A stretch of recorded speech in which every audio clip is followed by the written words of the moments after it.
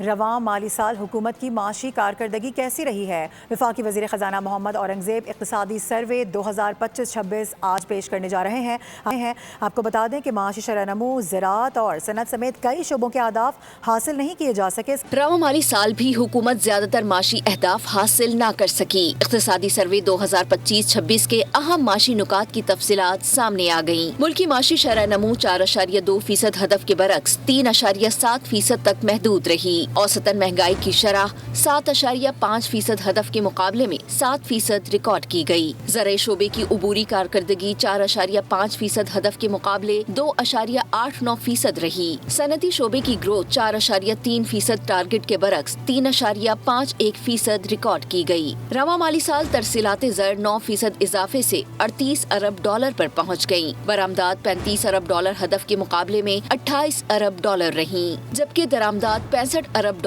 کے ہدف کے برعکس $63 ارب تک جا۔ سبسکرائب کریں اور بیل دبائیں تاکہ کوئی خبر رہ نہ جائے۔